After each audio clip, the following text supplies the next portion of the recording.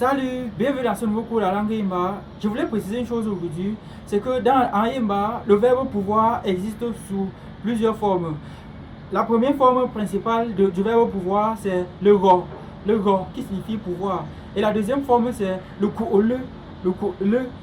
Et le ko-le ne signifie pas exactement pouvoir. Ça signifie pouvoir, mais ça signifie aussi être à la hauteur. Et en Yimba, on utilise l'un ou l'autre en fonction du temps verbal maintenant.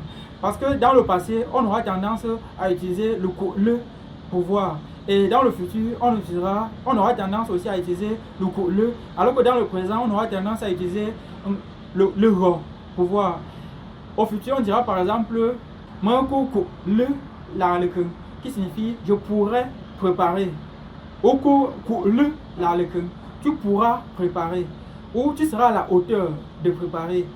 Là, c'est au futur. Au passé, par exemple, on dira j'ai pu préparer.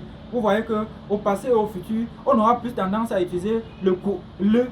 Maintenant, au présent, par exemple, on dira mango zapaou, qui signifie je peux te taper. Mango zapaou. Et au présent, on a utilisé la forme le go qui est conjugué. Mango zapaou. Mango kuti, je peux courir. Mango zing, je peux marcher. Mango suksinga, je peux laver le sol. Donc, vous voyez que en fonction de la circonstance, on utilise l'un ou l'autre. Bon, là, plus tard, on verra certainement un cours beaucoup plus détaillé. Je voulais seulement préciser aujourd'hui. Pouvoir en Yimba existe sous plusieurs formes et en fonction du temps verbal, passé, présent, futur, on utilise une forme.